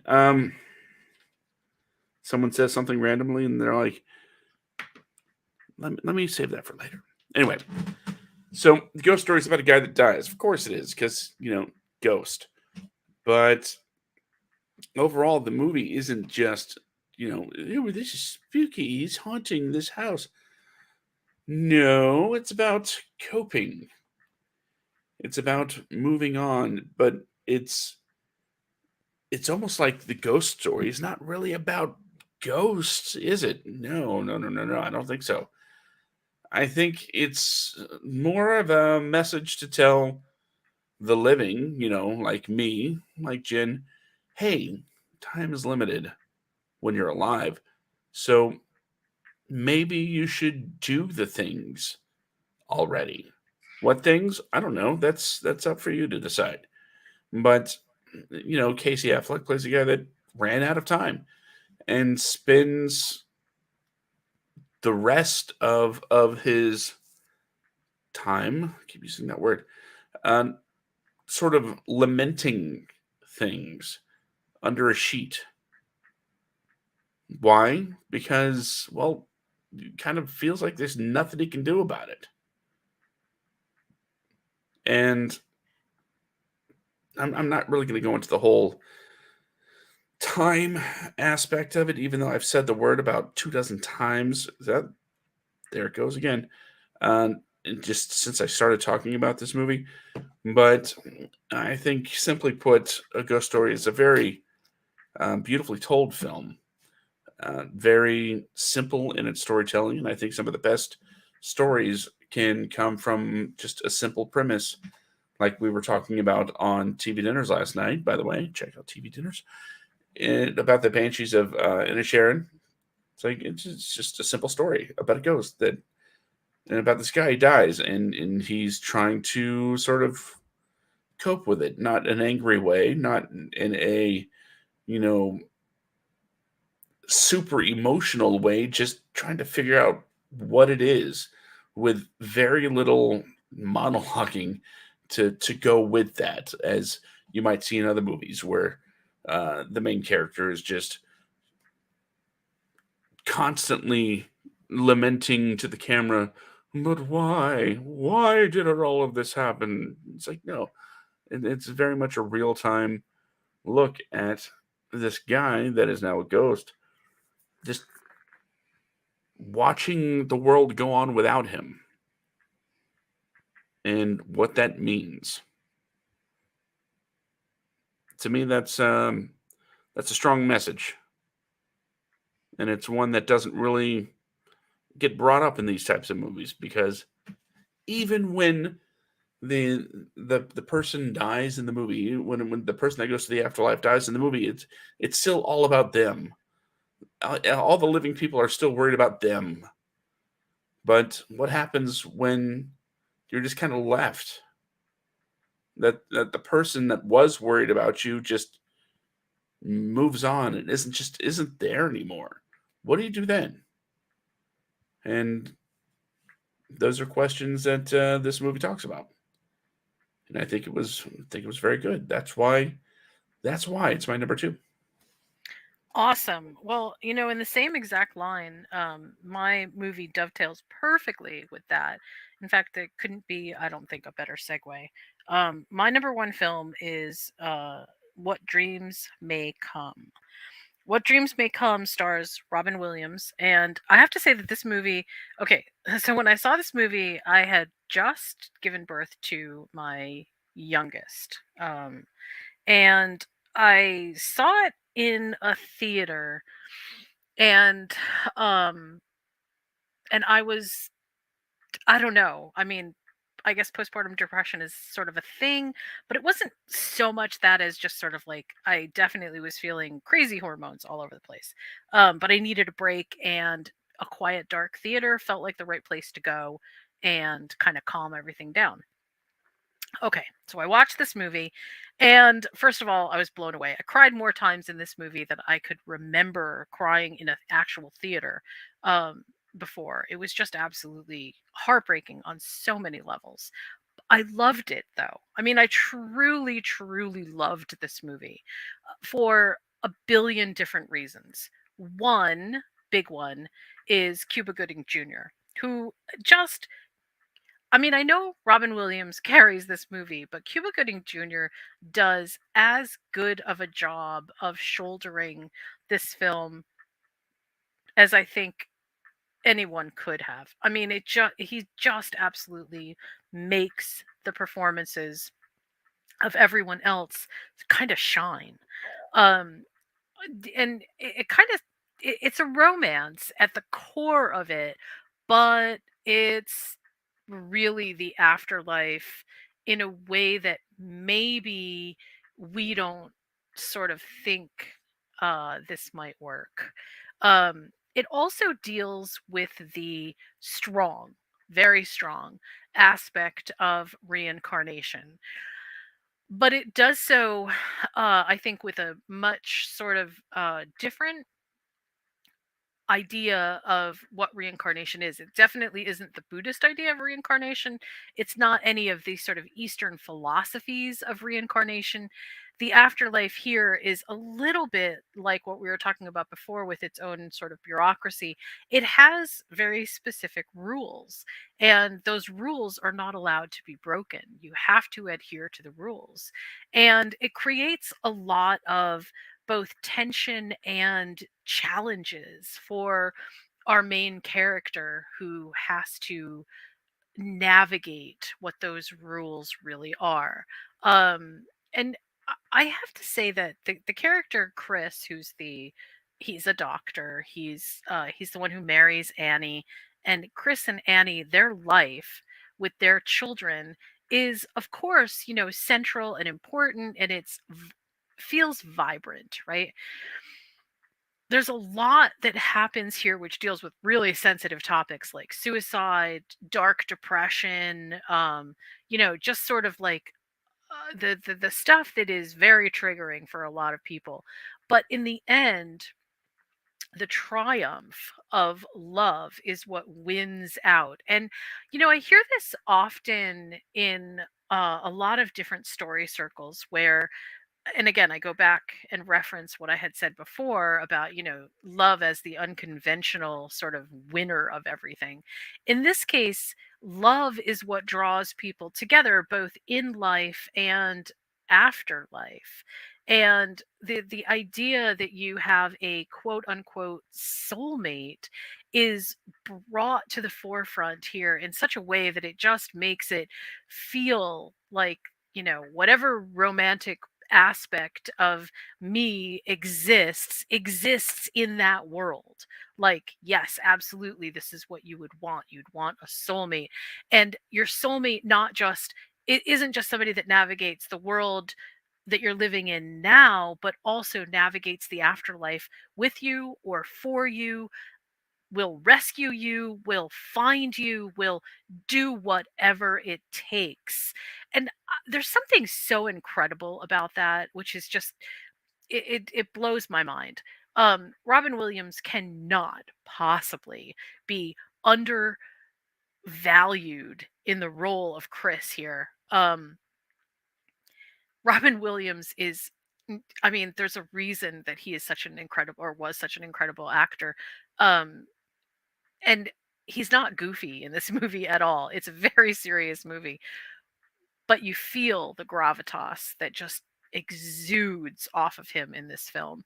Um, this it's this sort of the second part of the film where you're actually in heaven, and I have to say, uh, even now, the set designs for What Dreams May Come are unbelievably amazing. There is something about that imagining that is just it came from someone who really gave it a lot of thought. It came from someone who really wanted to portray the absolute unbridled joy of just existing. The world as a color palette that can be changed and shifting and exists only to bring you happiness is like, it's sort of amazing. But the idea that, being happy cannot possibly be a complete experience without the person that you love is, I think, one of the most sort of like noble ideas about afterlife, in a similar way to Ghost, where she has to let him go in order to find, so that he can find his own fulfillment in whatever is going to come. In this movie, it's almost even more close up and personal, because the things that happen here exist in a world where there's all of these other tensions that have happened. And as a ghost, I mean, I use that term lightly, but as a spirit that doesn't really have any affect in the material world, all that he can do is sort of give up a little bit and then wait to see what will happen. And that's really, really, really hard. And then when he does finally see what happens, when she commits suicide, he literally rescues her from the hellish landscape that she's in, because she's so lost. And that, I don't know, there's something about this movie that just is like, it's both incredibly hopeful, it's very sad in some places, but in the end, the message of them being reincarnated is a kind of like shout out to the pervasive persistence of love and what it can really do. I just love this movie from top to bottom. And in terms of, whenever you think of a movie about the afterlife, this particular one comes to mind strongly. And, without any question in my mind, this is the one that I would want to watch. So, What Dreams May Come stars Robin Williams, and of course, Cuba Gooding Jr., who I just loved in this movie. And I think, I'm trying to remember when this movie came out. I think it was like it was 1998. I just said it was after my kid was born. So 1998.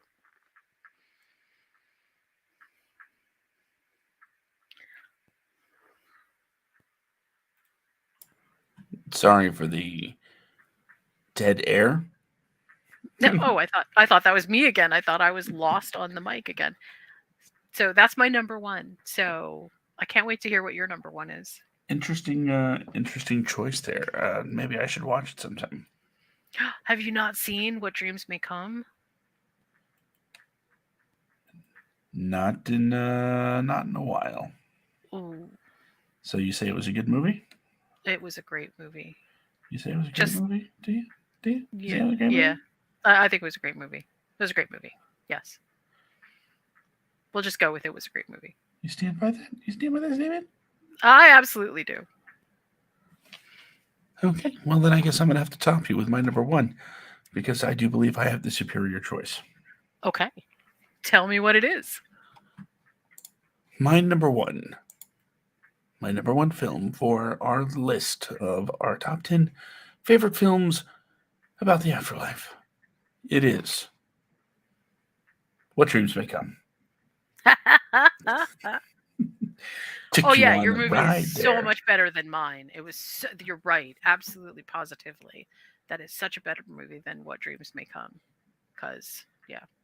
Also, just the cyclic nature of that particular statement also feels like something out of What Dreams May Come. So, Mhm. yeah, that was very, very, very good. Very good placement. I like it. I think the only thing I can really add is when um, for it's pretty clear up front. You know, it's part of the story. In the movie, mind you, the kids die in a car accident. So when he finds them in what's next, and his daughter tells him the story about being on that flight and how it kind of stuck with her. You know, Right? I will say that that particular scene, that line, played a very, very major role in what I wanted to be as a parent. Hmm. I'll explain. When his daughter says the line and explains to him that that they saw the stewardess, so she was like, "Yeah, I remember that." That made me think, yeah, yeah, kids are observant. They notice things. Yes. So that made me, you know, look at myself and the things that I do around my kids.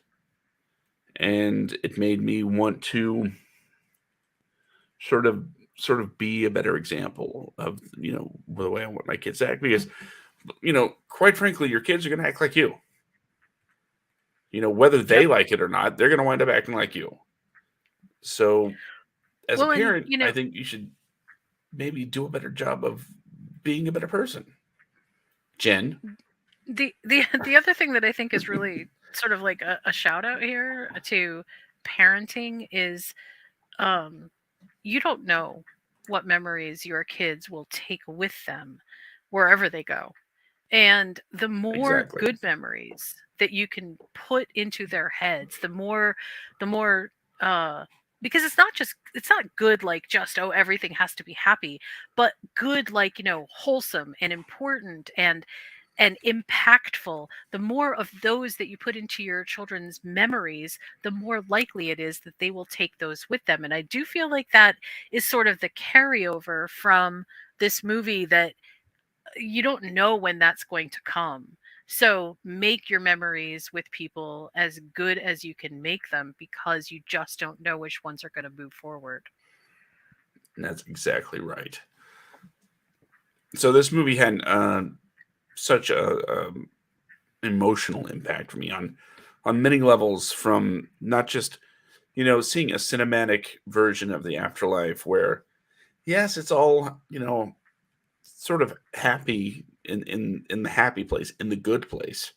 Another great show about the afterlife, by the way, but this isn't the TV list. No, this is the movie list.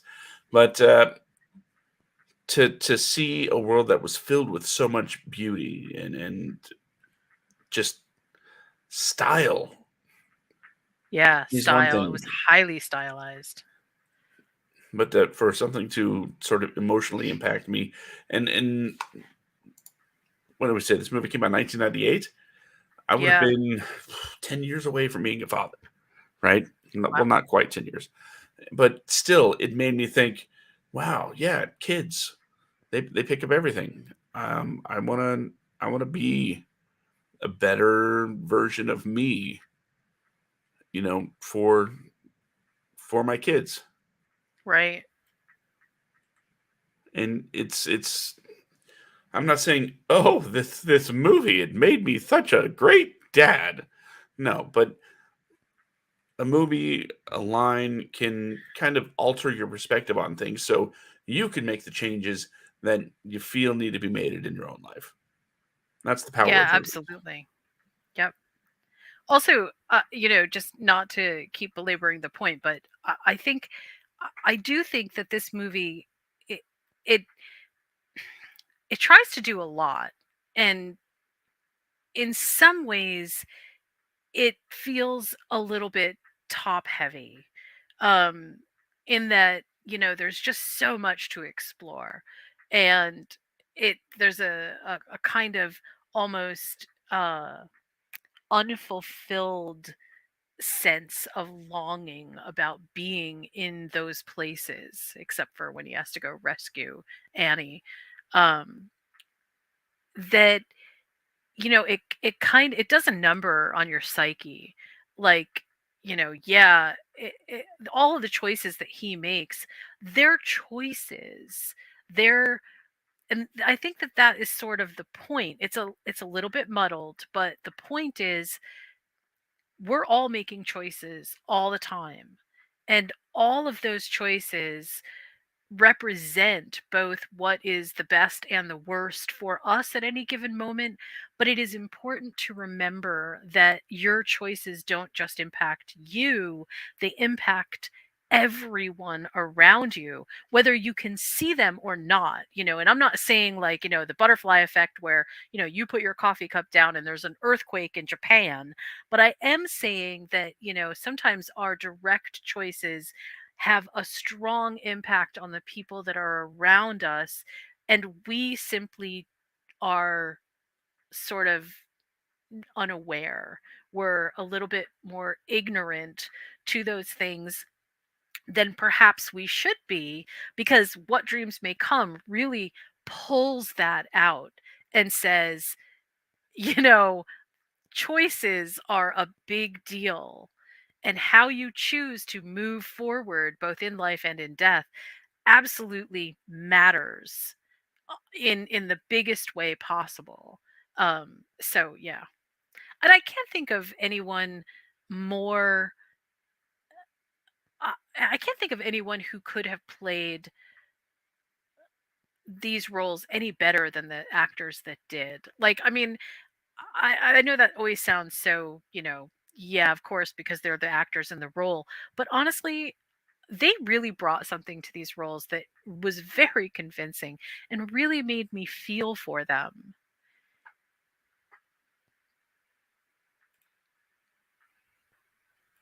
I So should yeah, press the button so I can talk. Yeah, yeah. but yeah, absolutely right. Cuba Gooding Jr. Absolutely nailing his role, being sort of a guide as well as, you know, other things, and really pulling off the gravity of the situation when it comes to this is who we are, and you need to realize you cannot help her. And Robin Williams coming back with the adamant of, it's like, I can't not, essentially. Hmm. If he doesn't try, then what's the point? Yeah. Now, have you read the book? I have not. I know that it's out there, but I have not actually read this book. And I mean, partly that was a very conscious choice. This movie really affected me emotionally and intellectually on so many levels that I just have not sort of had the bandwidth, even in all these years, to kind of commit to that soon. When, like, I keep thinking that a good time to read this would be when I have real reflection time, because this is definitely one of those things. Yeah, it's very different, very different, but Well, definitely a good read.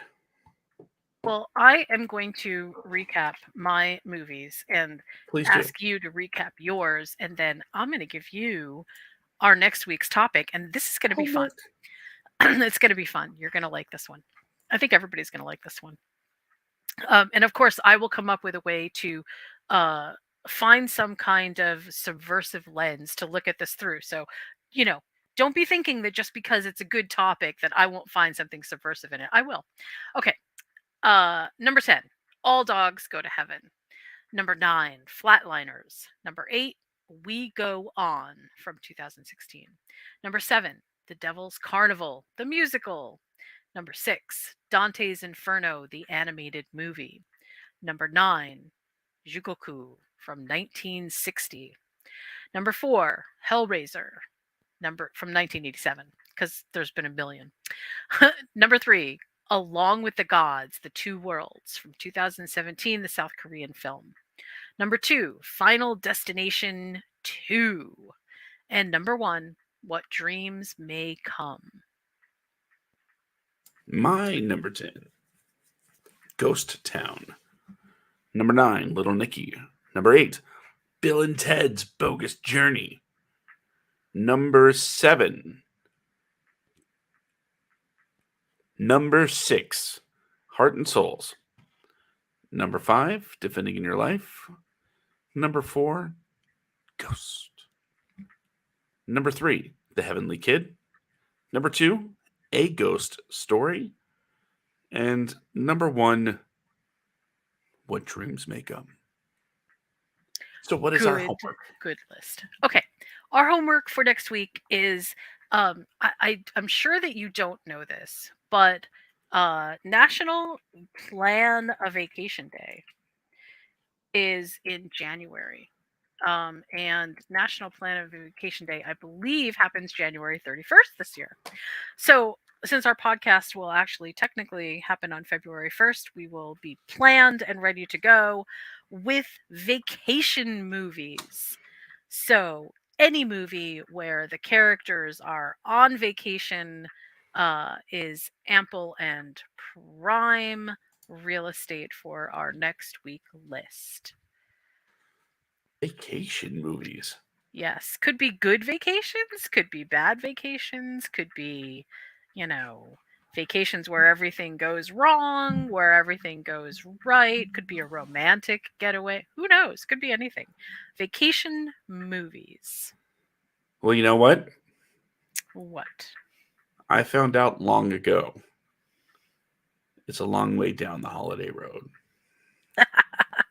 I'm sure that a vacation will end up on that list. A vacation, I think 5 of them just, I filled out half my list. I think I'm pretty sure that we I also I want to say that like I chose not just because it's National Plan a Vacation Day, which I haven't had one in like 10 years, so you know, anyone who feels like donating me a trip to wherever, oh, I'm happy. Uh but the idea for this actually came from I was thinking about Murder on the Orient Express. And I was thinking about how much fun that movie actually is because everyone is out of their element, right? They're not in their home, they're not in their home environment. The only person that knows what they're doing is the inspector. And I love that idea. So when we pull vacation movies out, what we're really doing is pulling the characters out of their habitat, if you will, their comfort zones, and we're sort of subjecting them to all of these crazy things, and they just have to react. There really isn't anything they can't do a lot except react to whatever the environment is kind of giving them. And I love that idea. So I can't wait to see what you come up with. Oh, it's going to be fun. I think so too. I definitely think so. I mean, there could be cannibals involved. Maybe there will be. Yeah. If my list is any indication, there's a strong possibility that some horror movies might make it on the list. We'll see. Well, knowing you, yeah, there might be one or two. Yeah, I would. Yeah, I would say that that's where the safe money is. Yeah, yeah. And So knowing me, I'm probably going to have a lot of fun romps. I can't wait. I feel like it's going to be a good list.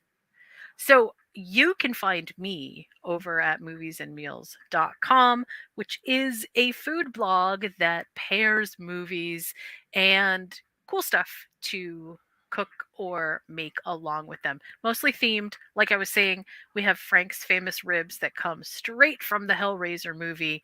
And I absolutely love making that particular recipe. You can also find me on my other podcast, which is TV Dinners, and that's on Tuesday nights now at 8:30 8:30 Eastern time. This coming week we are going to do a whole bunch of sort of movie news stuff, and we're going to talk about some episodes of the Orville and compare them to some classic Star Trek.